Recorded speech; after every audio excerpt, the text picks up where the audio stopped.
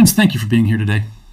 What if I told you that at this very moment, more than 2,000 armed federal agents are occupying American territory, conducting military-style operations against American citizens, and that the government's own data shows they have already killed 2 innocent people while detaining thousands more in what can only be described as the largest domestic enforcement operation in modern American history? And what if I told you that this operation, unfolding right now in Minnesota, represents not just an immigration crackdown, but the complete breakdown of constitutional governance and the emergence of federal authoritarianism on American soil? For the past 71 days, Operation Metro Surge has transformed the Minneapolis-St. Paul metropolitan area into what residents describe as an occupied territory. Federal agents patrol neighborhoods, set up checkpoints on public roads, conduct raids on schools and businesses, and pursue citizens through residential areas with a level of aggression typically reserved for foreign battlefields. The numbers alone tell a story of unprecedented federal overreach. Over 3,000 immigration and customs enforcement officers, customs and border protection agents, and other federal personnel have descended on a metropolitan area with a population of 3.6 million people. To put this in perspective, the city of Minneapolis has 600 police officers. The federal government has deployed 5 times as many armed agents in the Twin Cities as Minneapolis has total law enforcement personnel. This morning alone, federal agents conducted arrests inside Birch Grove School for the Arts in Brooklyn Park, forcibly removing individuals from an educational facility in front of children. Additional arrests occurred within 4 blocks of the school, near Park Center High Schools and at the Brooklyn Golf Park. The images of masked federal agents operating inside schools, pursuing individuals through neighborhoods, and establishing what amounts to martial law in American communities should alarm every person who believes in constitutional governance. But the scope of Operation Metro Surge extends far beyond immigration enforcement. The Trump administration has explicitly linked the operation to investigations into the Feeding Our Future fraud cases, deploying Homeland Security investigations officers to pursue financial crimes that have nothing to do with immigration status. This expansion reveals the operation's true purpose. The federal government is using immigration law as a pretext to establish broad police powers over an entire metropolitan area, effectively nullifying local and state authority within Minnesota. The human cost of this operation has been catastrophic and continues to mount. On January 7th, federal agent Jonathan Ross shot and killed Renee Nicole Macklin Good, a 37-year-old American citizen, during what officials describe as a routine traffic stop. Video evidence shows Good in her vehicle when Ross approached, walked around the car, then positioned himself in front of the vehicle as other agents demanded she exit. When Good attempted to drive away from the confrontation, Ross fired 3 shots, killing her as her vehicle turned away from him. Federal officials immediately defended the shooting, claiming Ross acted in self-defense and that Good had run him over. However, video evidence contradicts these claims, showing that Good was attempting to flee when Ross positioned himself in the path of her vehicle and opened fire. The killing sparked immediate protests across Minneapolis, drawing thousands of residents who demanded accountability for federal violence against American citizens. Rather than de-escalating the situation, federal authorities responded to these protests with additional force.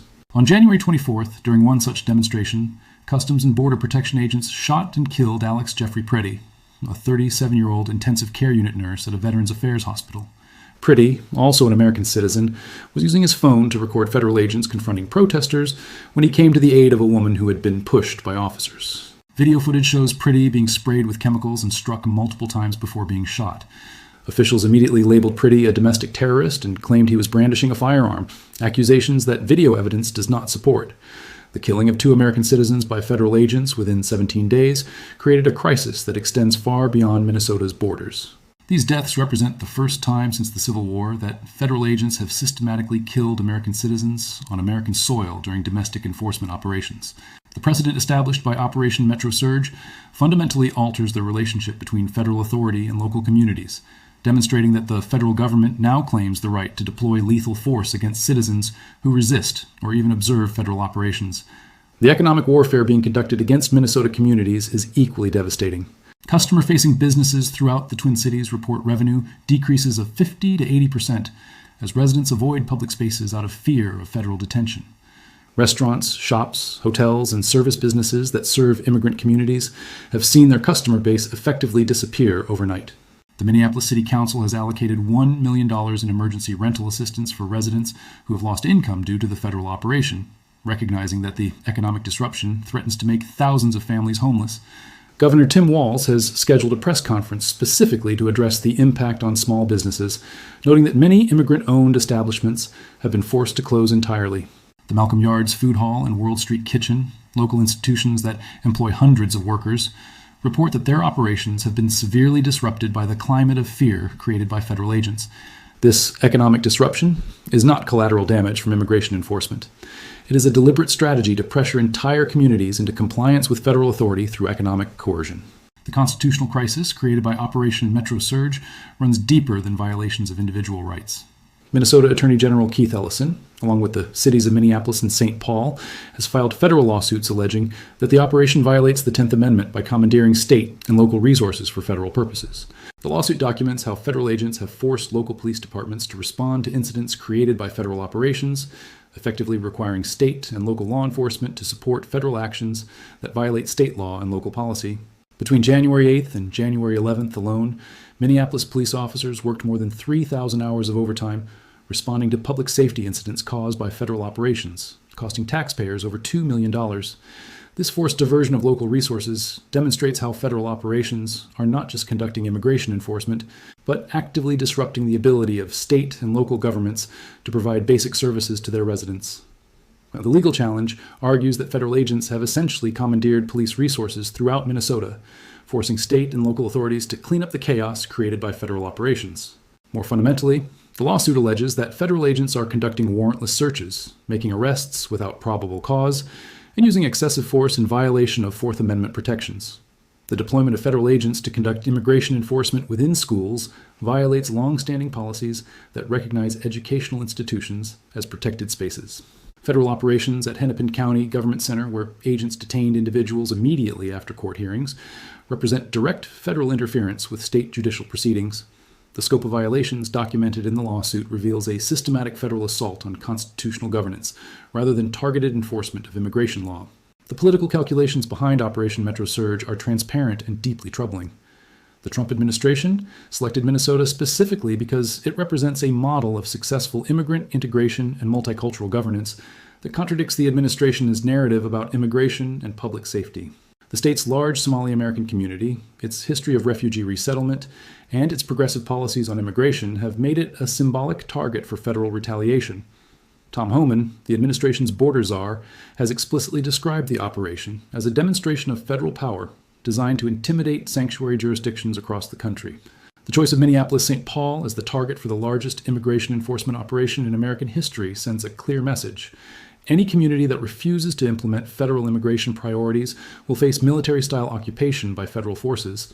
This represents a fundamental departure from federalism and constitutional governance, establishing the principle that federal authorities can deploy overwhelming force against any jurisdiction that refuses to comply with federal mandates. The international implications of Operation Metro Surge extend far beyond domestic politics. America's allies are watching federal agents kill American citizens during domestic enforcement operations, while the administration defends these killings as necessary for public safety. The images of armed federal agents operating inside American schools and establishing checkpoints on American roads provide powerful propaganda tools for authoritarian regimes worldwide. When the United States criticizes other countries for human rights violations, those governments can now point to Operation Metro Surge as evidence of American hypocrisy. The operation has effectively ended America's credibility as a defender of constitutional governance.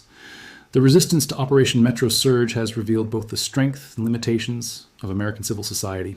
Local officials and citizens have mounted sustained opposition through protests, lawsuits, and mutual aid. However, the federal government's willingness to use lethal force against protesters has created a climate of fear that limits resistance activities. The killing of Alex Preddy, who was simply recording federal agents, sends a clear message that any form of observation of federal operations may be met with deadly force. This represents a fundamental change in the relationship between citizens and government.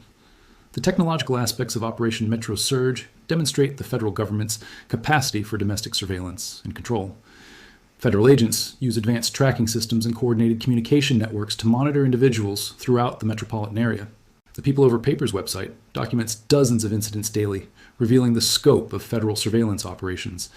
The integration of immigration enforcement with fraud investigations allows federal agents to claim broad authority to investigate financial records and personal relationships throughout the affected area.